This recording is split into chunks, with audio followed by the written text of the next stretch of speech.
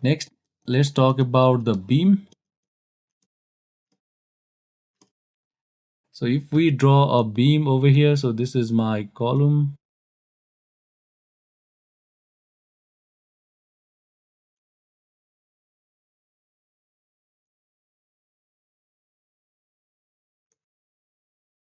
Okay, so this is my column over here. And let's say that this is the length of this beam over here. So just like the column, the beam is divided into three equal parts. So one part, two part, and three equal parts.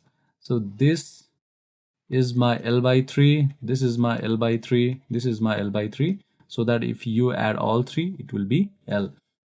So for beam, we have got two places. You know that you got the reinforcement at the top and you got the reinforcement at the bottom. So for the top region, it says that you cannot lap here, you cannot lap here, and you can only lap at this position. And for the bottom, what it says,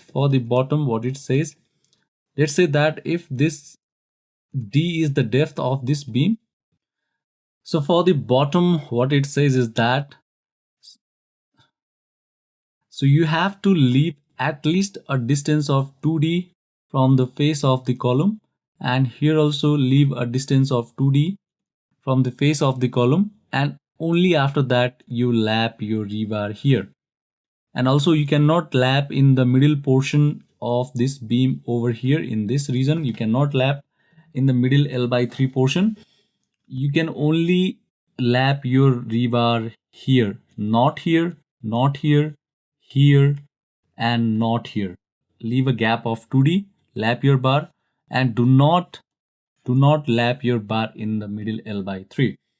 And why is that?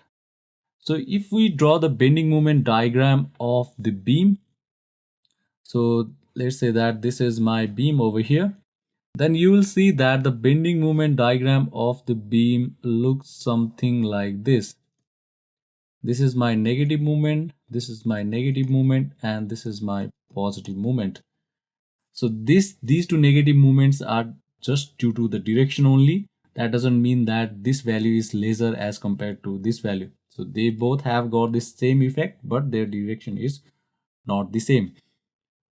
You can see that these two negative high moments, they act at the top portion here and here. Due to the high moment values at these two positions, you cannot lap here, you cannot lap here, and you can only lap at this position. So the moment will go like this. Okay, so there will be high moment at these two positions. And if we talk about the bottom, then you can see that there is a high moment in the middle portion. That is why you cannot lap at the mid portion at the bottom. Okay, so you can only lap at the edges by leaving a gap of 2D. So guys, this is the entire concept of the lapping length. I hope it was helpful. So if you see the practical video of this lapping length, then you can see that these two bars have been lapped together. These are the reinforcement of a beam, and they have been lapped together and provided the adequate lapping length so that the force can be transferred properly. So guys, this is how you provide the lapping length in your structural members.